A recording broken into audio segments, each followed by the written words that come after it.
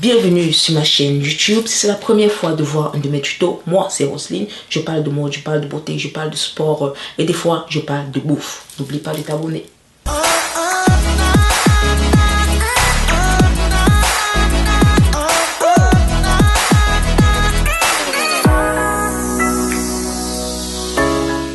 Salut les filles, vraiment contente de vous retrouver une fois de plus ce soir. On va parler de soins de peau. Je sais que c'est pas facile de bâtir vraiment une routine de soins efficace avec tous les produits également qu'il y a sur le marché. Mais la base de tout ce qu'il faut savoir avant tout, c'est d'abord connaître déjà son type de peau. Là, on se dirige vraiment vers les produits appropriés. Là, on a quand même une bonne base pour débuter. Bon, les 5 erreurs que je vais parler sont des erreurs que j'ai commises dans le passé. Peut-être que vous les avez commis aussi, mais peut-être que vous ne savez pas que ce sont des erreurs. Je vais commencer par le nettoyage, par le double nettoyage plutôt. Peut-être c'est une technique que vous avez entendu parler. Dans la technique du double nettoyage, nous avons genre deux produits, ok. Le premier nettoyage, c'est avec une base en huile, que ce soit un bon nettoyant, que ce soit une huile nettoyante. Le deuxième produit, c'est une base en eau. Ces deux produits, c'est pas bien sûr un hasard. Beaucoup plus le double nettoyage, moi je le pratique beaucoup plus le soir, ok, à chaque soir, et selon également l'état de ma peau, je peux le pratiquer peut-être 2 jours. Les bases en huile, pourquoi les bases en huile? C'est parce que nous avons des produits des fois comme la crème soleil qui n'est pas facile à enlever, encore beaucoup plus quand vous vous maquillez, parce que les produits de maquillage sont composés de bases en huile et des bases en eau. Les bases en huile, c'est-à-dire que l'huile, lui, ce qu'il va faire, c'est comme enlever les bases en huile. Il va enlever comme la première couche de, si on peut appeler ça de saleté, la première couche de saleté que nous avons sur le visage. En plus, le soir, là, on a fait des activités, on est sorti, il y a la pollution, il y a les poussières qui sont déposées sur notre visage, il y a le sébum, il y a la transpiration, en plus sur la peau. Fait que c'est pour ça que le double nettoyage est vraiment important, parce qu'il vient comme vraiment nettoyer la peau en profondeur. L'huile va venir faire le premier travail, puis la base en eau, ça peut être sous forme de gel, ça peut être sous forme de crème. Fait que elle, ce qu'elle va venir, c'est vraiment rentrer dans les pores, excusez, désincruster tout ce qu'il y a dans les pores. C'est que vous vous retrouvez vraiment avec une peau belle, une peau nettoyée, vraiment une peau lumineuse. Ça, c'est une des erreurs que les gens font beaucoup.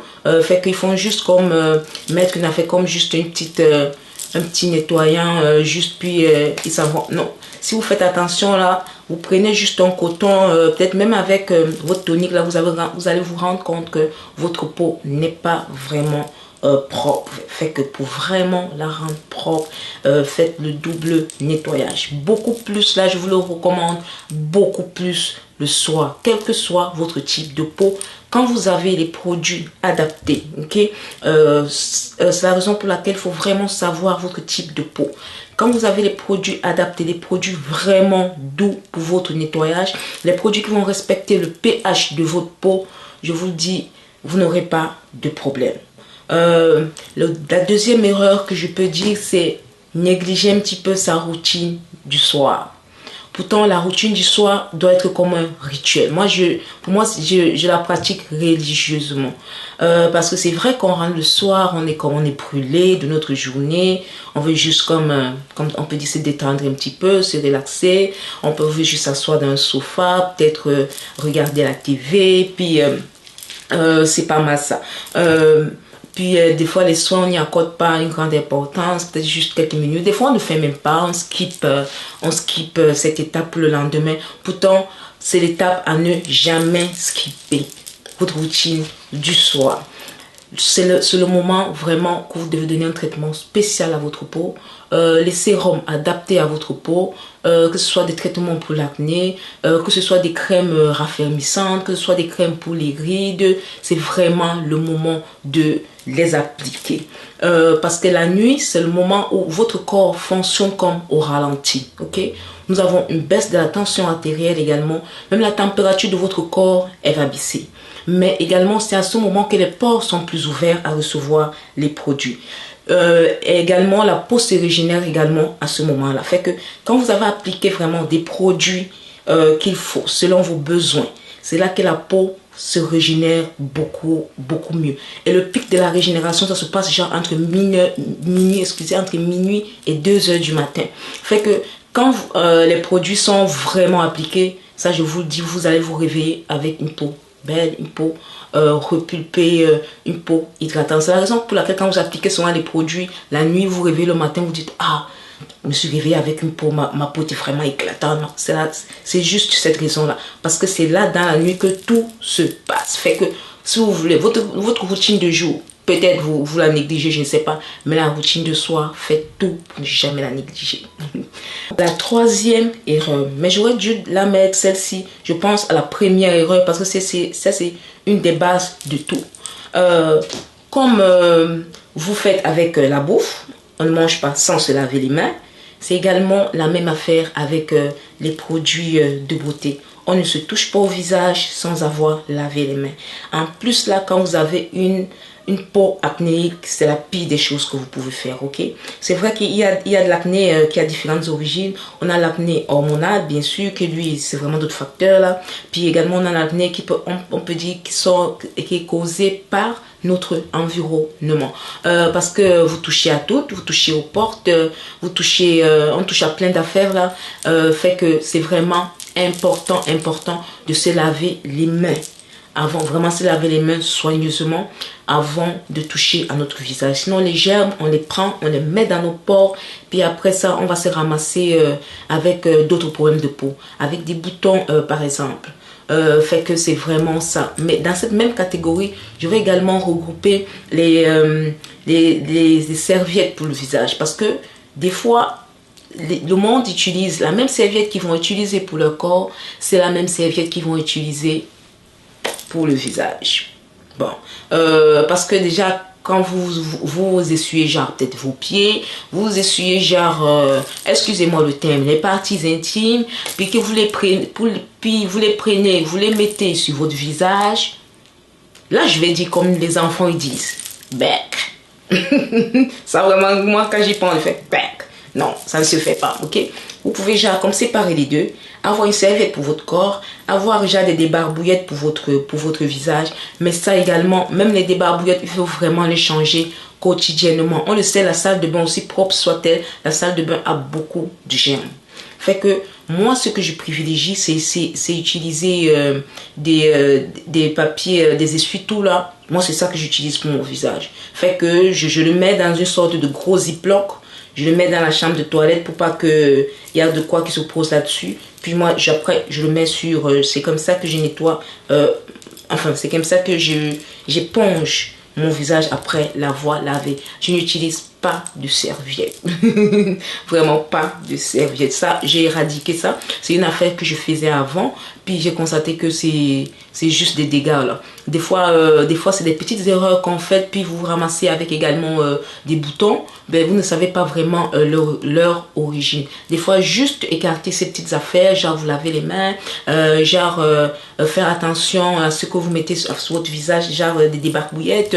Tout ça, ça aide également beaucoup. La quatrième erreur, c'est surexfolier la peau.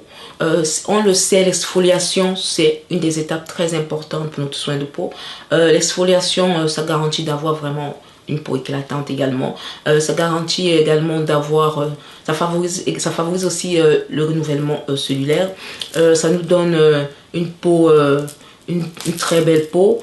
Mais il ne faut pas surexfolier. L'exfoliation doit se pratiquer genre de 1 à 3 fois par semaine selon son type de peau. Pour les peaux normales, et les peaux mixtes là, fait que ils peuvent le pratiquer selon l'état de votre peau aussi 2 à 3 fois semaine. Mais pour les peaux sèches ou sensibles là, 1 fois semaine, je pense que ce serait mieux. Mais tout dépendamment toujours de l'état de votre peau. Il faut y aller toujours avec votre logique, ok? C'est sûr que si vous ramassez en semaine, peut-être genre avec une peau sèche ou avec une peau, peut-être vous vous direz, cette semaine, je n'exfolie pas. Fait que, mais il y a 2 genres d'exfoliation. On a l'exfoliation chimique avec les acides les alpha-hydroxyacides et les bêta-hydroxyacides, ok? Puis, moi, j'utilise plus l'exfoliation chimique. J'aime mieux ça parce que, bon, ça, c'est un autre sujet, je ne veux pas trop rentrer là-dedans. Puis également, l'exfoliation physique, si je peux dire ça, c'est-à-dire qu'avec des grains là, les exfoliants que vous avez avec des grains, que ce soit du sucre, que ce soit des grains, des pépins de raisin, des pépins d'abricot, c'est pas mal ça. Fait que quand vous surexfoliez votre peau, quelle que soit l'exfoliation que vous allez utiliser, vous allez vous ramasser. Avec des rougeurs, vous allez vous ramasser. Avec de l'irritation, ça peut même aller jusqu'à des sensations de douleur sur votre peau.